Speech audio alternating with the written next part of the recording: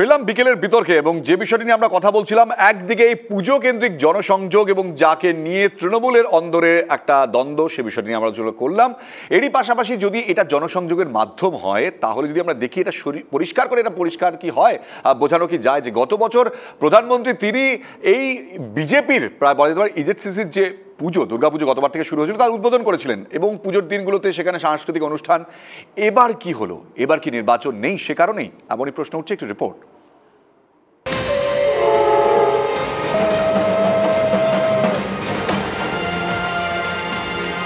এটা গত বছরের ছবি। বাংলায় বিধানসভা ভোটের আগে বিজেপি কাঠি দিয়েছিল দুর্গাপুজোর ঢাকে।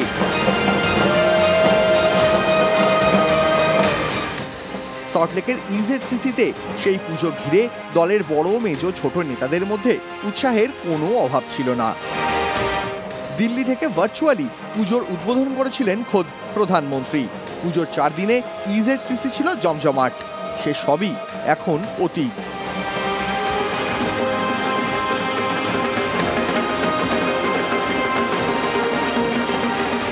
বহু আশা জাগিয়েও ভোটে হার। তারপরে কি পুজোয় উৎসাহ কমে গেল গেরুয়া শিবিরের? এবছর পুজোয় একমাত্র রূপা গঙ্গোপাধ্যায় ছাড়া আর কোনো নেতানেত্রীরই দেখা মেলেনি পুজো প্রাঙ্গণে। লকেট চট্টোপাধ্যায় যাননি, দিলীপ ঘোষও যাননি, কোনো কেন্দ্রীয় মন্ত্রী, কোনো কেন্দ্রীয় নেতা কেউই আসেননি। ফলে পুজোয় উৎসাহ নিয়ে প্রশ্নটা উঠছেই। পুজোটা আদৌ হবে কিনা তাই নিয়েই এক প্রশ্ন টানাপোড়েন তৈরি হয়েছিল। কিন্তু একবার সংকল্প করে পুজো শুরু করলে অন্তত 3 বছর পুজো করতেই হয়। তাই শেষমেশ পুজো হচ্ছে। ষষ্ঠীতে তার উদ্বোধনও হয়। সেখানে শুভেন্দু অধিকারী, সুকান্ত মজুমদারের দেখা মিললেও গত বছরের জাঁকজমক যে ছিল না তা স্পষ্ট। ভোট নেই, তাই কি পুজোও নেই? কি ব্যাখ্যা দিচ্ছে গেরুয়া শিবির? উৎসব কম হয়েছে, পুজো বেশি হয়েছে। গতবার পুজো ছিল, সঙ্গে উৎসব ছিল।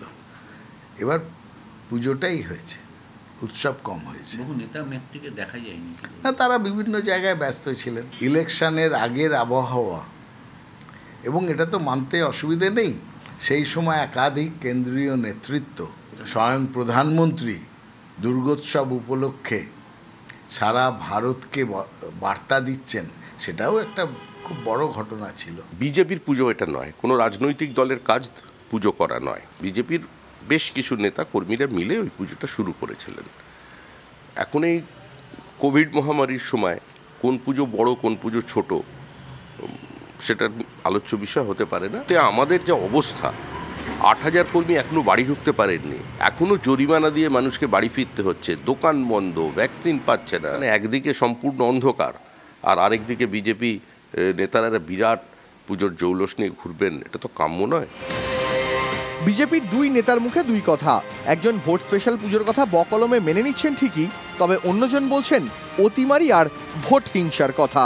ওদের রাজনৈতিক বাজারের সাথে পলিটিক্সটা মিশিয়ে ফেলে। রাজনীতির উত্থান থাকে, পতন থাকে, কম মেম্বার যায়, বেশি মেম্বার যায়। ধর্মের সাথে রাজনীতিটা মিশিয়ে ফেলে, যে দুটোই ক্ষতিগ্রস্ত হয়। পুজো পুজোর জায়গা থাকতে হয়, পলিটিক্সের জায়গা থাকতে হয়। তো আমি এই বোধটা সকলের মধ্যে আসুক, এই প্রার্থনা করি। বাঙালির প্রাণের উৎসবে সরাসরি না হলেও রাজনীতি জড়িয়ে আছে অনেক দিন। কলকাতার বড় মেজো পুজোগুলোর সঙ্গে যুক্ত তাবড় তৃণমূল নেতারা। গত বছর দলীয় উদ্যোগে পুজো করে সেই স্রোতে গা ভাসাতে চেয়েছিল বিজেপি। ভোট ফুরোতেই সেই উৎসাহে ভাটার টান। একরকম নমনম করেই মিটল পুজো। কিন্তু যে পুজো গত বছর চোখ ধাঁধিয়েছিল, সেই পুজোতে এবার চোখে পড়ার মতো কমরস নাই। কেউ কেউ বলছেন পুজো রাজনীতি মিলেমিশে একাকার। Bureau report, TV9 Bangla. আপনারা দেখলেন এই রিপোর্ট। আমি একটুখানি বিজেপির কাছেই আসবো। যেটা সুব্রত মুখোপাধ্যায় বললেন রাজবাবু, যে আপনারা পুজো বা ধর্ম যাই বলুন না কেন, তার সঙ্গে রাজনীতিকে গুলিয়ে ফেলেন এবং সেই কারণে আপনাদের এই পরিস্থিতি। সুব্রত মুখোপাধ্যায় কি বললো তাতে আমার কিছু বলার নেই, কারণ আমি ওনার কথাকে কোনো ভ্যালিউ দিলাম না। প্রথম কথা। দ্বিতীয় কথা হলো, দেখুন আমাদের কার্যকর্তা নিয়ে তো একটা পরিবার, আমরা নিজেকে একটা পরিবার মনে করি।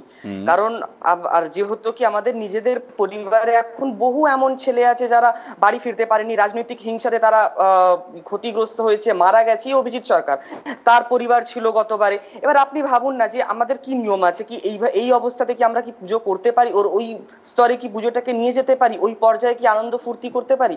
দেখুন, দুর্গা পুজো এবং দুর্গা উৎসব, এই দুটোর পার্থক্যটা যতটা আমরা একটু মেনে চলবো ততটা ভালো। দুর্গা পুজো হয়েছে, সাথে পুজোর সাথে দুর্গা উৎসবটা হওয়া উচিত। তাই দুর্গা পুজো তো হয়েছে, কিন্তু এবারে হয়তো দুর্গা উৎসবটা আপনি দেখতে পারেননি। জয়প্রকাশ দা পরিষ্কার করলেন যে গত বছরের যে আবহ ছিল, সেই যে ভোটের আগের আবহ, সেটা এবার আর নেই। সেটা তো আপনাদের দলের বিজেপি নেতার কথাতেই পরিষ্কার। প্রথমবার যখন কোনো পাড়াতে প্রথমবার পুজো হয় না, তখন ওই পাড়াতে বেশ ইয়েগুলো অনেক ভালো করে তৈরি করা হবে, বিভিন্ন লোকজনকে ডাকা হয়। আর আপনি যে বলছেন না লোকজন, আমাদের যারা গতবারে ছিল তারা এইবারে কিন্তু আপনি জয়প্রকাশ মজুমদারের কথাটা এড়িয়ে যাচ্ছেন কেন? না, জয়প্রকাশ মজুমদারের কথা আমি এড়িয়ে যাচ্ছি না। দেখুন, ভোট তো আবার আছে, এই কিছুদিন পরেই হয়তো আপনি পুরো ভোটের ঘন্টা বেজে যাবে, বিধানসভা নির্বাচন হবে। না, বিধানসভা নির্বাচন না, সেই কথাই আমি বলছি না। কিন্তু এই কথাটা আমি বলছি যে আমাদের অনেক লোকজন ক্ষতিগ্রস্ত হয়েছে, অনেক লোকজন। বুঝতে পেরেছি আপনার ব্যাখ্যা এটা, কিন্তু জয়প্রকাশ বাবু পরিষ্কার বলে দিয়েছেন যে এবার আবহটাই অন্যরকম, কারণ রাজনীতি বা ভোটের আবহ নয়। সুপ্রিয়, কি বলবেন? আসলে সমস্যাটা কোথায়? বিজেপির জীবনে পুজো, বিজেপির জীবনে প্রেম, আর বিজেপির জীবনে পড়াশুনো। এই প্রেম, পুজো, পড়াশুনো একটাও নিয়মিত নয়। বিজেপির মাঝে মধ্যে আসে, ধূমকেতুর মধ্যে মাঝে মধ্যে চলে যায়। বলছিলেন পাড়ার কথা, একটা পাড়ায় যদি পুজো শুরু হয়, পাড়ার সবাই মিলে চেষ্টা করে পুজো হোক বা যে কোনো উৎসব হোক, সেই উৎসবটা প্রতি বছর কন্টিনিউ করার। একই বাড়িতে কেউ মারা গেলে পুজো উৎসব সেইভাবে হয় না, এটা হয়তো আপনি জানেন না, আপনাকে বলে দিলাম, এটাই জেনে রাখবেন। তাহলে আপনি একেবারে যথার্থ যুক্তি, একেবারে নৈয়ায়িক শাস্ত্রের মতো যুক্তি দিয়েছেন। আমি শুধু একটা সামান্য প্রশ্ন করবো, শিশু সুলভ হয়তো, যে তাহলে আপনারা নির্বাচনের সময় এত হিংসা, এত মানুষ খুন, এত মানুষের উপর নির্যাতন, অত্যাচার শুনে চিৎকার করছিলেন ওই শুভেন্দু, যিনি লোডশেডিং এ জিতলেন, তিনি চিৎকার করছিলেন যে নির্বাচনের সময়ও নাকি প্রচন্ড অত্যাচার, প্রচন্ড নির্যাতন। সেই সময় আমার ভাইয়ের রক্তে জড়ানো সেই ফেব্রুয়ারি তো নয়, অক্টোবর সেপ্টেম্বর, সেই সময় আপনারা ইজেপসিতে কিভাবে পুজো করলেন? সেই পুজোয় কত নাচ, কত বিখ্যাত মানুষের আগমন, আনাগোনা। প্রধানমন্ত্রী দেশে, তিনি নাকি কয়েকজন কর্মকর্তারা যে পুজোটা করছেন তা সেটার উদ্বোধন করলেন, প্রধানমন্ত্রী বক্তব্য রাখলেন, কত তারকা খচিত সেই নক্ষত্র সমাবেশ। সেই সময় আপনাদের চোখে কান্না জড়ায়নি? আপনাদের সহকর্মীর জন্য বলছি তো, সেটা কোনো রাজনৈতিক দলের পুজো না। আরে আপনার ওই বিধাননগর, না, আমি একটা কথা পরিষ্কার যে রাজবাবু, যে রাজনৈতিক দলের পুজো না ঠিকই, কিন্তু দেশের প্রধানমন্ত্রী যদি কোনো পুজোর উদ্বোধন করেন, সেটাকে অরাজনৈতিক আপনি বলতে পারেন কি? অবশ্যই অরাজনৈতিক। কেন? স্বরাষ্ট্রমন্ত্রীও তো গতবারে একটা পুজো উদ্বোধন করেছে, তাহলে কি সেটাকে বিজেপির পুজো হয়ে গেল নাকি? মানে আপনি বলছেন যে ইজেডসিসির পুজোটা বিজেপির পুজো নয়? মানে যে পুজোর আয়োজন করলেন কৈলাস বিজয়বর্গীয়, যে পুজোর আয়োজন করলেন মুকুল রায়, তারা এখন আপনাদের দলের নেই, তো আপনারা বলছেন যে আপনাদের পুজো নয়? আপনাদেরই পুজো। আপনি বলতে পারেন যে এই পুজোটা আপনাদের দলের নেতা কর্মীরা করেন বা কর্মীরা করেন, সেটা তো আপনাদের নেতারাই বলছেন পরিষ্কার। আমি সুভাষিস দা আপনার কাছে আসবো। বিজেপি এই মুহূর্তে দাঁড়িয়ে গোটা পুজোটাকে অস্বীকার করছে যে এটা তাদের পুজোই নয়।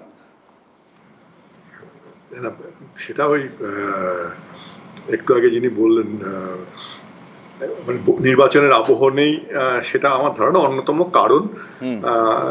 একটু মানে মনোবল আগের জায়গায় নেই, সেটা হতেই পারে। তবে এই পশ্চিমবঙ্গের প্রায় 32-33 হাজার কোটি টাকার একটা অর্থনীতি পুজোর সঙ্গে জড়িয়ে আছে, তো ফলে এর অংশীদারিত্ব রাজনৈতিক দল নেবে। বিজেপিতে যদিও আমি দেখেছি দিলীপ ঘোষ বলেছেন যে পুজো করা রাজনৈতিক দলের কাজ নয়, রাজনৈতিক দলের কাজ নয় ঠিকই, কিন্তু নেতারা যেহেতু জনপ্রতিনিধি, ফলে জনসংযোগের জন্য পুজোর সঙ্গে তারা যুক্ত থাকেন। এটা অনেকদিন ধরেই আছে। এটা নিয়ে প্রশ্ন উঠতে পারে কিনা না, কিন্তু আমি বলবো এটা এতে দোষেরই বাকি, তাদের ভালোই। কিন্তু কথা হচ্ছে গিয়ে যখন এই বিষয়টা চলে আসে যে বিজেপির পুজো আগের বারে জৌলুস ছিল, এবারে জৌলুস নেই কেন, তখন প্রশ্ন ওঠা খুব স্বাভাবিক। এবং আমার ধারণা ওটা ঠিকই যে নির্বাচনে যে আশা আকাঙ্ক্ষা ছিল সেটা পূরণ হয়নি, ফলে জৌলুস অনেক অন্যরকম হতো। দেখুন, আমি আপনাকে কি বলছি, যারা গতবার এই পুজোতে যুক্ত ছিল তারা আজকে এমএলএ আছেন, তাদেরকে নিজের নিজের এলাকায়, তারা তো নিজের এলাকাকে ছেড়ে তো বেশ রাজবাবু, সেটা অন্য প্রসঙ্গ। আপনি বললেন শুভেন্দু অধিকারী, আপনি বললেন সুকান্ত মজুমদার, এরা বিজেপি নেতা নন, এটা বিজেপির পুজো নয়। তাহলে তো সব রাজনৈতিক দলের নেতারাই থাকতেন। এইচএসসিসির পুজোটা তাহলে কি শুধুমাত্র কাদের পুজো, এই প্রশ্নটা উঠতে পারে। আমি আপনাদের কাছে আসবো। প্রশ্নটা যখন এখানে উঠে আসছে যে জনসংযোগে কোথাও কি বিজেপি মনে করছে যে এবারের দুর্গাপুজোটা খুব একটা প্রয়োজন ছিল না, সে কারণে ষষ্ঠীর আগে পর্যন্ত সিদ্ধান্ত নেওয়া যায়নি যে পুজো আদৌ হবে কিনা। কিন্তু এ রাজ্যে তো বেশ কিছু উপনির্বাচন রয়েছে এখনো পর্যন্ত। সেই উপনির্বাচনকে ঘিরে কোথাও কি অন্যান্য রাজনৈতিক দলগুলি, বিশেষ করে তৃণমূল কংগ্রেস, সেটাকে আবারও ফোকাস করেছে এবারের পুজোতে জনসংযোগ বাড়ানোর জন্য? আমরা এই আলোচনাতেও ফিরব।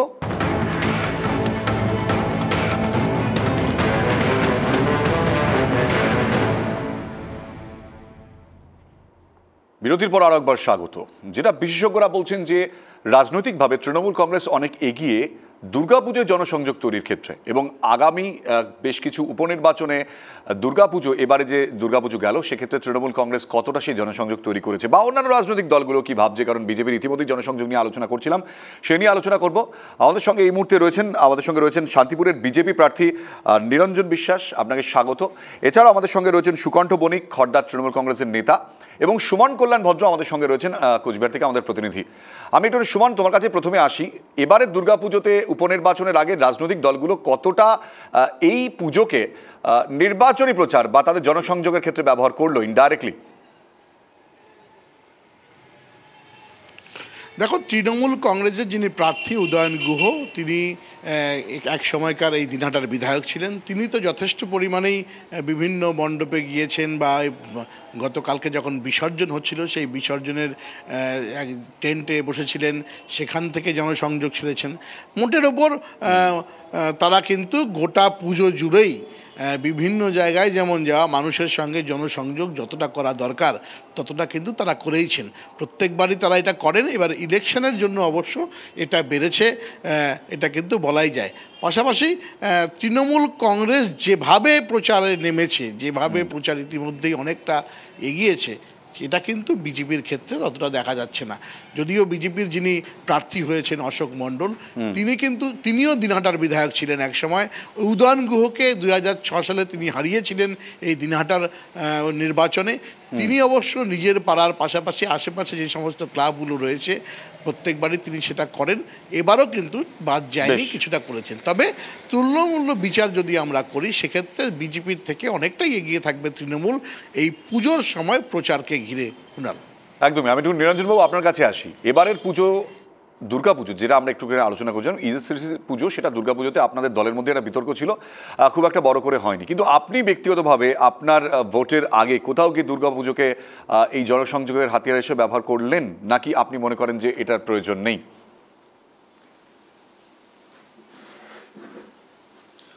না, দেখুন, ভারতীয় জনতা পার্টি ভারতীয়ত্বকে বিশ্বাস করে।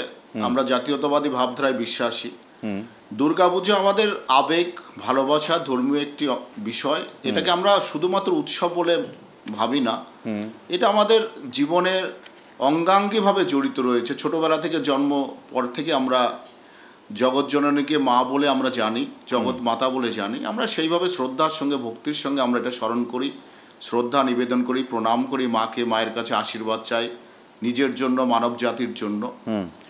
তো সেই জন্য স্বাভাবিকভাবেই ছোটবেলা থেকেই বিভিন্ন ক্লাবে দুর্গা উৎসবের সময় বিভিন্ন ক্লাবে। কোথাও কি আপনারা বিষয়টি রাজনৈতিকভাবে ব্যবহার করেন না, আপনি এটা বলছেন? না, রাজনৈতিকভাবে না, এটা তো আমাদের সামাজিক ধর্মীয় একটি বিষয় দাদা। এটা সবসময় যে রাজনীতির মধ্যে আসবে এরকম বিষয় নয়, এটা আমাদের কর্তব্যের মধ্যেও পড়ে, দায়িত্বের মধ্যেও পড়ে। তো সেই জন্য আমি প্রথম থেকেই বিভিন্ন মণ্ডপে মণ্ডপে মানুষের সঙ্গে সংযোগ স্থাপন করেছি, তাদের সুবিধা অসুবিধা কী সেই বিষয় নিয়ে খোঁজখবর নিয়েছি, প্রচুর মানুষের আশীর্বাদ নিয়েছি, আশীর্বাদ শুভকামনা পেয়েছি। কিন্তু আপনাদের দল তো বহু ক্ষেত্রে এবছর, যেটা দুর্গাপুজোয় সেভাবে খুব একটা আলাদা করে ইন্টারেস্ট দেখায়নি গত বছর, আমরা একটু বেশি আলোচনা করছিলাম, সেই বিষয় কি আপনারা একটু নিজেদেরকে দূরে রেখেছেন, নাকি আপনারা খুব একটা আশাবাদী নন যে পুজোর মাধ্যমে জনসংযোগ খুব একটা আপনাদের কাজে লাগবে?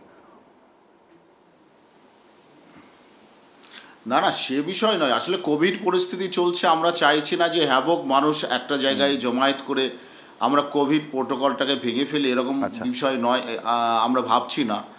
তো স্বাভাবিকভাবে আমরা কোভিড প্রোটোকলকে মেনটেন করে আমরা অবশ্যই জনসংযোগে আছি, দুর্গা উৎসবের মধ্যে আছি এবং শ্রদ্ধার সঙ্গে ভক্তির সঙ্গে আছি। বেশ, আপনার প্রশ্নটা নিয়ে আমি একটুখানি তৃণমূলের কাছে যাই। সুখণ্ড বণিক আমাদের সঙ্গে রয়েছেন এই মুহূর্তে খড়দাহ এলাকা থেকে, তৃণমূল কংগ্রেস নেতা আমাদের সঙ্গে রয়েছেন, আমাদের প্রতিনিধি।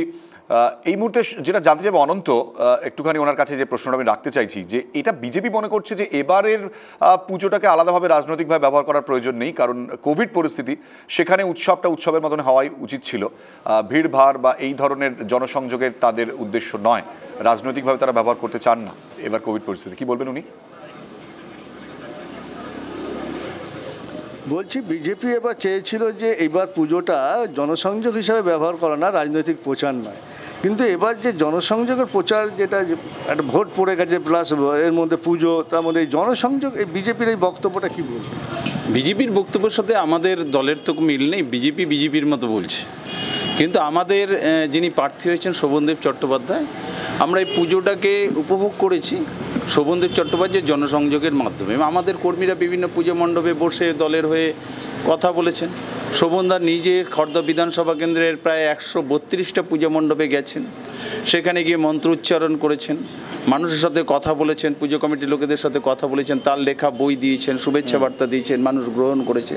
এবং আমরা ভোটের প্রচার না, শোভনদা পরিচিত হতে গেছেন, তাদের সাথে দেখা করেছেন, সকলকেই এই কাজটা আমরা করে ফেলেছি। এবং আগামী কাল থেকে, আজকের থেকে আমাদের শুরু হয়েছে, বিভিন্ন পাড়ায় পাড়ায় আমরা বিজয়া করতে যাব। শোভনদা বিজয়ার শুভেচ্ছা পৌঁছবেন। আমাদের মোটামুটিভাবে আপনারা ধরে নিতে পারেন শোভনদা বিধানসভা কেন্দ্রের, মানে রাজনৈতিকভাবে এবার বিজয়া দশমীকেও ব্যবহার করতে চাইছে তৃণমূল কংগ্রেস। কি বলবেন রাজবাবু? দেখুন, বিজয়া দশমী তো আমরা সকলে আপনাকেও শুভ বিজয়া জানাই, আমি বলতে ভুলে গেছিলাম। তো শোভন চট্টোপাধ্যায় কি করছেন সেটা ওনার নিজের ব্যক্তিগত বিষয়, কিন্তু আমি যেটা বলছি, হ্যাঁ সেটাই বলছি, শোভনদেব চট্টোপাধ্যায় উনি কি করছেন এটা ওনার নিজের ব্যক্তিগত বিষয়, কিন্তু আমি যেটা বলছি, বা আমাদের প্রার্থী ছিলেন উনিও একটা কথা বললেন, আমাদের সকলের মনে মা আছেন এবং আমরা সবাই পুষ্পাঞ্জলি দিই, যা যা আমাদের করণীয় সেগুলো আমরা করেছি।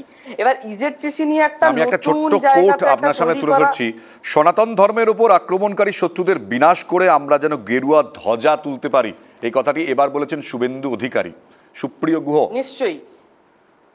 নিশ্চয়ই দেখুন, গেরুয়া ধ্বজা কিন্তু, মাফ করবেন সুপ্রিয় চন্দ, সুপ্রিয়, হ্যাঁ আমার সরাসরি আমি একটা কোড তুলে দিয়েছিলাম, এবার শুভেন্দু অধিকারী যেটা বলেছেন শুনতে পেলে?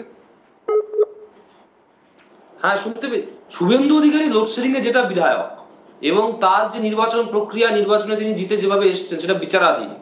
শুভেন্দু অধিকারী নিজের জেলায় বলেছিলেন জিতবেন, গোটা বাংলা বাংলাটাকে নাকি কারাতে একটা তুলে দেবেন, নিজের জেলায় জিততে পারেনি। শুভেন্দু অধিকারী পশ্চিমাঞ্চল নিয়ে বড় বড় কথা বলে, পশ্চিমাঞ্চলে যতগুলো দুর্নীতি, সবগুলো দুর্নীতির সঙ্গে যে পরিবারটার নাম জড়িয়ে রয়েছে, সেই পরিবারের সবচাইতে উজ্জ্বলতম দুর্নীতিবাজ লোক হচ্ছে শুভেন্দু অধিকারী। তার মন্তব্যের বিরোধিতা, তার বক্তব্যের খণ্ডন, এটা আমি মনে করি এই উৎসবের মরশুমে আমাদের কাঙ্ক্ষিত নয়, কাম্য নয়। রাজনৈতিক ময়দানে দেখা হবে, লড়াই হবে, সামনে তো 3টে নির্বাচন হয়েছে। শুভেন্দু অধিকারী বলছিলেন ভবানীপুরে, আমি তো তৃণমূল স্তরে। সুপ্রিয়, আমরা একটুখানি রাজনৈতিক এই যে ভবানীপুর প্রসঙ্গ ছেড়ে একটুখানি বিজয়া দশমী আসছে, যে প্রসঙ্গটা তৃণমূল কংগ্রেস তুললই, আমি একটুখানি যেটা জানতে চাইবো নিরঞ্জনবাবু আপনার কাছ থেকে, যে কোথাও বিজয়া দশমী তো জনসংযোগের একটা বড় জায়গাটা তৃণমূল মনে করে, আপনারা কি মনে করেন না? অবশ্যই জনসংযোগের একটা মাধ্যম তো বটেই। আমি যেটা বলতে চাইছি যে আমিও তো প্রচুর মণ্ডপে মণ্ডপে ঘুরেছি, মানুষের সঙ্গে সংযোগ রক্ষা করেছি, মানুষের আশীর্বাদ নিয়েছি, এটা আমি পূর্বেই বলেছি। আর সেই সঙ্গে বলে দিই, সেই সঙ্গে আমার শুভ বিজয়ার গুরুজনদের প্রতি আমার প্রণাম রইল, ছোটদের স্নেহ ভালোবাসা রইল, আপনাকেও শুভ বিজয়া। এবং যারা এখানে আছেন, এটাই তো বলতে চাইছি, জনসংযোগের একটা বড় মাধ্যম, সেটা তো এবারে আপনাদের দুর্গাপুজো থেকে শুরু করে অনেক কিছুতেই আপনারা একটা পিছিয়ে, এটা আমাদের প্রতিনিধিরাই বলছেন। না না না না দাদা, বিষয়টা সেটা নয়। বিষয়টা হচ্ছে দুর্গাপুজো অবশ্যই জনসংযোগের মাধ্যম, কারণ পুজোকে কেন্দ্র করে মানুষের সঙ্গে মানুষের মিলন তৈরি হয়, মিলন ক্ষেত্র দুর্গা উৎসব। কিন্তু আমি তার পাশেও যেটা বলছি যে দুর্গা উৎসবটা শুধু আমি উৎসব বলতে রাজি নই, উৎসবের পাশাপাশি এটা আমাদের ধর্মীয় অংশ। দুর্গা মা শাশ্বত, নিত্য এবং সত্য। দুর্গা মাকে আমরা জগৎ মাতা বলে মানে, আমার ভক্তির জায়গাটা হচ্ছে এই জায়গাটা, আমি তাকে শ্রদ্ধার সঙ্গে স্মরণ করি। মানে সেটা কি কোথাও রাজনৈতিক আঙিনায় আপনাদের এবারের ভোট প্রচারও কি থাকছে সেই বিষয়টা, আপনার ভোট প্রচারে বিশেষ করে? দেখুন, যেভাবে বাংলাদেশে সনাতনী ধর্মাবলম্বীদের উপর এবং দুর্গা প্রতিমার উপর আক্রমণ সংঘটিত হয়েছে, তো এটা মানে আপনারা সেই প্রসঙ্গটাই, যে প্রসঙ্গটা সুব্রত মুখোপাধ্যায় তুলে বলেছিলেন যে আপনারা ধর্ম এবং রাজনীতিকে এক করে দেন, সে কারণে আপনারা সমস্যায় পড়েন। এই প্রসঙ্গে আমি একটু সুভাষিতা আপনার কাছে আসবো, যে এই দুটো রাজনৈতিক দলের দু রকমের চিন্তাভাবনা হতে পারে, ধর্মীয় বা রাজনৈতিক মেরুকরণের বিভিন্ন রকম অভিযোগ একের অপরের বিরুদ্ধে উঠে আসে, কিন্তু কোথাও কি এই দুর্গাপুজোতে বিজেপি এবং তৃণমূল তারা এখনো পর্যন্ত ঠিকভাবে ফোকাস করতে পারেনি বিজেপি বিষয়টিকে? না, যেটা উনি বলছিলেন ব্যক্তিগতভাবে যে মণ্ডপে গেছেন, জনসংযোগ করেছেন, সেটা নিয়ে কোনো সন্দেহ নেই, নিশ্চয়ই করেছেন। কিন্তু যেটা আপনি আগে বললেন যে জৌলুস বা যে গ্র্যান্ডারটা আমরা গত বছর দেখেছিলাম, ঠিক মনে রাখতে হবে গত বছরও কিন্তু কোভিড ছিল, কোভিডটা গত বছর অনেক বেশি পরিমাণে ছিল, ফলে কোভিডটা মূল কারণ বলে আমার অন্তত ব্যক্তিগতভাবে মনে হয় না। মূল কারণ হচ্ছে নির্বাচনে যতটা আশা করেছিল বিজেপি, তার থেকে অনেকটা কম আসন পাওয়াতে একটা মনোবলে একটা বোধহয় কোথাও। বেশ, আমি একটুখানি একেবারে তৃণমূলের কাছে যাব। কোথাও এই বিষয়টি নিয়ে আমি অন্তত যেটা জানতে চাইছিলাম, যে কোথাও কি তৃণমূল এবার মনে করছে যে বিজেপি তাদের থেকে এই যে পুজোকে কেন্দ্র করে রাজনৈতিক একটা জনসংযোগ তার থেকে পিছিয়ে রয়েছে, আর যদি থাকে তার পেছনে কারণ কি? বিজেপি মনে করছে যে তাদের জনসংযোগ থেকে কোনো অংশে পিছিয়ে আছে বিজেপি।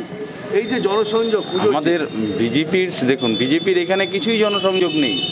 ওরা 2019-এ হাওয়ায় ভোট পেয়েছিল, বামপন্থীরা বলেছিল আগে রাম পরে বামপন্থীরা ভোট দিয়ে ওদের মাথায় তুলেছিল। বামপন্থীরা গত নির্বাচনে ওদের থেকে মুখ ফিরিয়েছে, এখানে 28,000-এর ওপরে ভোটে পরাস্ত হয়েছে। যে 28,000 ওপরে ভোটে পরাস্ত হয়েছে, আর শোভনদা এখানে কাজল সিনহার অনুপস্থিতিতে প্রার্থী হয়েছেন। কাজল সিনহা করোনার আবহে তিনি মারা গেছেন করোনার জন্য, এবং তাতে আমাদের কর্মীদের মনে দুঃখ আছে, এবং কাজলদার আত্মার তবেই শান্তি হবে যদি এই ভোটটা আমরা ডবল মার্জিন করতে। একেবারে অনন্ত, এটা পরিষ্কার যে রাজনৈতিকভাবে এই যে উৎসব, এই যে পার্বণ, তাকে ব্যবহার করার একটা উদ্দেশ্য রাজনৈতিক দলের থাকে, কিন্তু তার পেছনে একটা বৃহত্তর উদ্দেশ্যও থাকে। সেটা তৃণমূল হয়তো আগামী দিনের এই সাফল্যটাকে সম্পূর্ণ করতে চাইছে উপনির্বাচনের মধ্যে দিয়ে, এবং বিজেপি কোথাও হয়তো মনে করছে যে তাদের যে পাওনাটা ছিল সেটা হয়তো আর নতুন করে পাওয়ার কিছু নেই, তা উদ্দেশ্যটা বদলে গিয়েছে 2024-এর জন্য। সব মিলিয়ে এই পার্বণ রাজনৈতিকভাবে কোথাও না কোথাও একটা ফায়দা দেয় রাজনৈতিক দলগুলোতে। আজকের এই আলোচনা সেটাই আমরা তুলে ধরার চেষ্টা করলাম, এবং আপনাদের সকলকে ধন্যবাদ যারা আমাদের সঙ্গে আমাদের অতিথিরা উপস্থিত ছিলেন, এবং বিশেষ করে আপনারাও যারা আমাদের এই অনুষ্ঠান দেখছিলেন। আপনারা সঙ্গে থাকুন, দেখতে থাকুন TV9 বাংলা, প্রথম থেকেই প্রথমে।